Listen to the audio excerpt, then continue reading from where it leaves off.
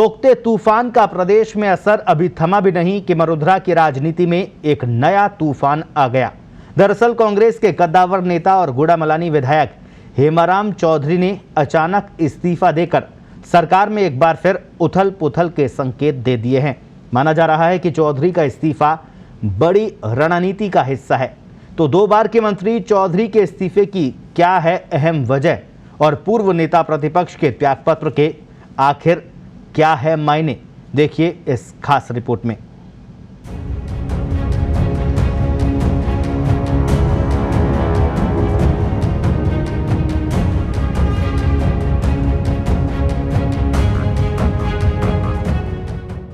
क्या फिर से गरमाएगी राजस्थान की सियासत? क्या राजस्थान की राजनीति में फिर आया भूचाल? क्या फिर से बाड़ाबंदी की राह पर सरकार? क्या आर पार के मूड में है पायलट खेमा? विधायक हेमाराम चौधरी के इस्तीफे के मायने क्या? कहने को तो ये सिर्फ लेटर है, लेकिन इसमें लिखा एक एक शब्द राजस्थान की राजनीति में भूचाल लाने वाला है, या यूं कहें कि ये लेटर बम फोड़ रहा है। करीब 2.5 दशक से ज्यादा समय से विधायकी संभाल रहे कांग्रेस के दिग्गज नेता हेमाराम चौधरी का अचानक विधायकी से मोहभंग हो जाना सियासी गलियारों में ये तमाम सवाल खड़े कर रहा है। सवाल इसलिए भी क्योंकि हेमाराम चौधरी कांग्रेस के वो सिपाही है जो 2 बार मंत्री, 1 बार नेता प्रतिपक्ष और 6 बार विधायक रह चुके हैं, लेकिन इन दिनों सरकार में खिलाफत के लिए ये जाने जाते हैं। विधानसभा में अपनी ही सरकार को घेरने वाले चौधरी ने सोमवार को अचानक विधानसभा अध्यक्ष सीपी जोशी को इस्तीफा भेज दिया। साथ ही ये संदेश भी भिजवाया कि इसे तुरंत स्वीकार किया जाए ताकि वो अपने इस्तीफे की वजह बता सकें। हेलो साहब, नमस्कार। नमस्कार। पिछली बार मैंने आपको बताया नहीं, इस बार बता देता हूँ। जी साहब, इस्तीफा दे दिया साहब? हाँ, दे दिया। वजह साहब? वजह फिर ये स्वीकार हो जाए उसके बाद आपको बताएंगे। किसको भिजवाया साहब? अध्यक्ष सीपी जोशी जी। आज ही दिया? आज ही दिया। कब, जब, कितने बजे? बजे तो क्या था करीब 1-2 बजे। 1-2 बजे भिजवा दिया आपने ना? ठीक है साहब। जी। उनके पीएस है जी रविंद्र पारिक। अच्छा। उनके व्हाट्सएप पे दिया जी। और हार्ड कॉपी भेज दी डाक से। अच्छा, और कारण अभी नहीं बताओगे साहब?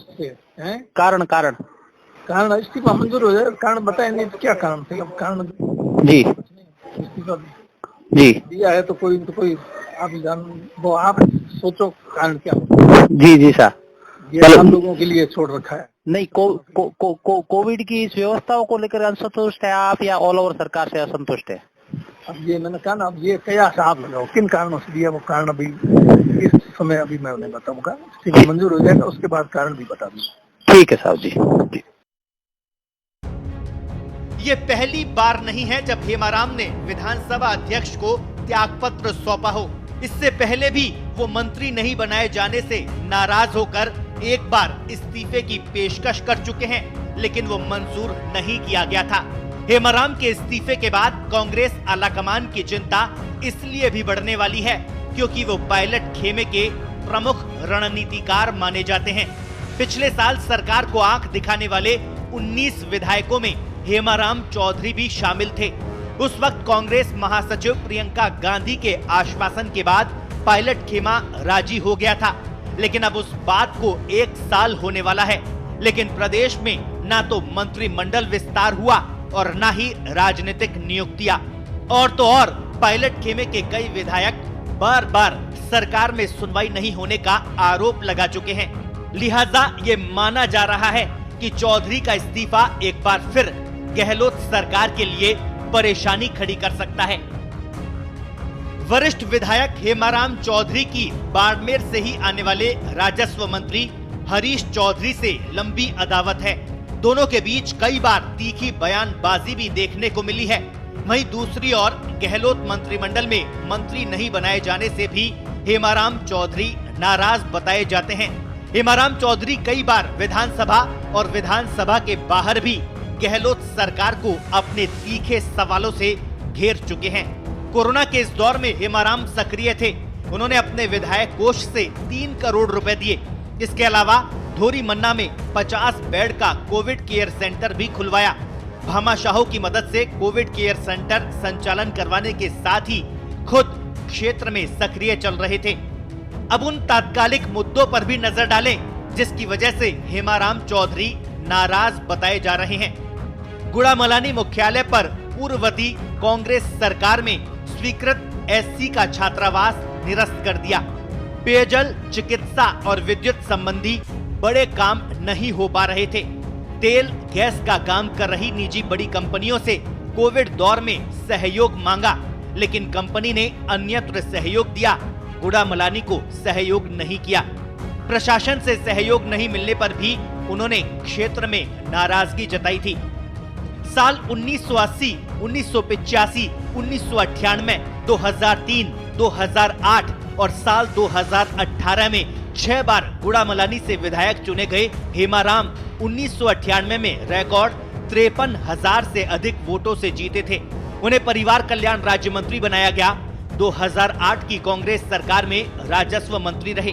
वहीं चौधरी के इस्तीफे के बाद बीजेपी ने सरकार को लेकर चुटकी ली। नेता प्रतिपक्ष गुलाबचंद कटारिया और उप नेता प्रतिपक्ष राजेंद्र राठौड़ ने सरकार को घेरना शुरू कर दिया। अंतर्विरोध से घिरी हुई सरकार जहां कोरोना के प्रबंधन में विफल रही, वहीं आज सरकार नाम की सरकार है, काम की सरकार नहीं।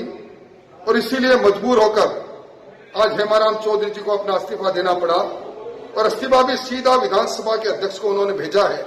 निश्चित तौर पर यह इस्तीफे का नाटक नहीं, विधानसभा के नियम और प्रक्रियाओं के नियम 173 के तहत इस्तीफा जब अध्यक्ष जी के सामने आ गया तो अब अध्यक्ष जी के पास उसको स्वीकार करने के अलावा कोई चारा नहीं बचा कि कोई विधायक अपनी सदस्यता अपनी जनता की परेशानियों को देखकर और उसका कोई हल न निकालने के कारण से दे रहा है। हेमाराम जी का उदाहरण ये इसी बात का है कि वास्तव में वो किसी भी पार्टी में हो, मेरे पक्ष में हो, विपक्ष में हो, लेकिन विधानसभा में भी उन्होंने अपनी बात को जिस संवेदना से रखी वही मैंने इस बार देखा है। और उनका ये त्यागपत्र हम सब लोग के लिए बहुत ही सोचनीय विषय है जिस पर हम सब लोगों को विचार करना चाहिए। बहरहाल चौधरी का इस्तीफा मंजूर होने की संभावना बेहद कम है, लेकिन उन्होंने त्यागपत्र देकर अपना काम कर दिया है। अब गेंद सरकार के पाले में है। पायलट खेमे की तरफ से छोड़ा गया तीर कितना असर दिखाएगा ये तो वक्त ही बताएगा। अब देखना ये होगा कि सरकार कैसे डैमेज कंट्रोल करती है। ब्यूरो रिपोर्ट, पत्रिका टीवी।